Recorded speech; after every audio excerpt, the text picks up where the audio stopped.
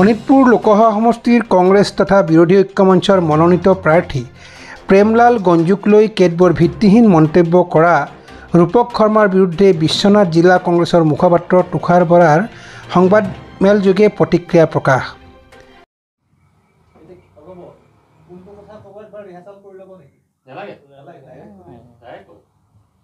2016 চনৰ কংগ্ৰেছ দলৰ বিহালীৰ মনোনীত প্ৰাৰ্থী ৰূপক শৰ্মাদেৱে অলপতে তেওঁ বিজেপিত জইন কৰিছে আৰু বিজেপিত তেওঁ জইন কৰি আমাৰ বৰ্তমানৰ শোণিতপুৰ লোকসভা সমষ্টিৰ প্ৰাৰ্থী প্ৰেমলাল গঞ্জু ডাঙৰীয়াৰ বিপক্ষে তেওঁ বহু মন্তব্য কৰিছে।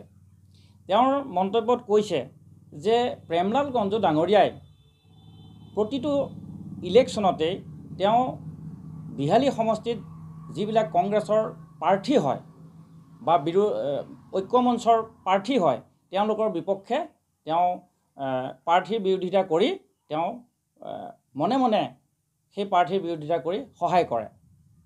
গতিকে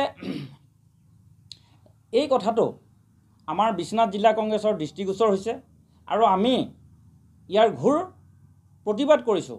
তেওঁ যদি তেনেধৰণৰ কাম কৰিছিলেই 2016 চনত যদি ৰূপক শৰ্মা ডাঙৰীয়াক আমাৰ প্ৰেমলাল গঞ্জু ডাঙৰীয়াই যদি বিৰোধিতা কৰিছিল বা দলৰ বিপক্ষে প্ৰচাৰ চলাইছিলে তেন্তেহ'লে তেওঁ 2016 চনৰ পৰা তেওঁ কি কৰি আছিলে? তেওঁতো APCCত আমাৰ পাৰ্টিৰ ফৰাম আছে, তাত তেওঁ কমপ্লেইন কৰিব পাৰিলেহেঁতেন আৰু পাৰ্টিৰ আমাৰ কংগ্ৰেছ দলে তেতিয়া প্ৰেমলাল গঞ্জু ডাঙৰীয়াৰ বিপক্ষে তদন্ত কৰিলেহেঁতেন আৰু তেওঁৰ ওপৰত উচিত শাস্তি ব্যৱস্থা ল'লে।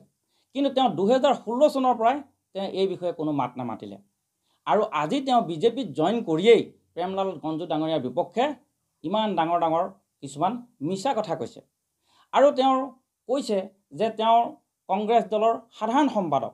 কিন্তু ভূপেন বৰা ডাঙৰীয়া যেতিয়াৰ পৰাই কংগ্ৰেছত সভাপতি হৈছে তেওঁ আমাৰ দলৰ প্ৰাথমিক সদস্য পদতো নাই আৰু তেওঁ প্ৰায় 3 বছৰমান ধৰি পেলাই দলৰ কোনো কাম কাজত তেওঁ জড়িত নাই।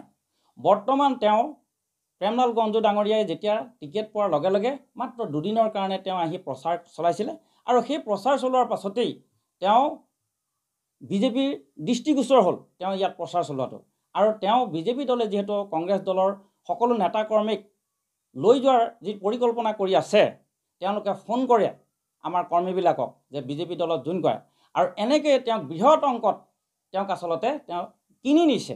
তেওঁ স্ব ইচ্ছাৰে দলৰ বিজেপি দলৰ নীতি আদৰ্শৰ প্ৰতি সন্মান জনাই তেওঁ যোগদান কৰা নাই, তেওঁ আচলতে বিক্ৰী গৈছে। গতিকে আমি তেওঁক নিন্দা কৰিছোঁ আৰু আমি তেওঁৰ এই বক্তব্যক ঘোৰ বিৰোধিতা কৰিছোঁ। বিশ্বনাথৰ পৰা ৰমেশ চন্দ্ৰ চৰেণৰ ৰিপৰ্ট, অমৃত নিউজ।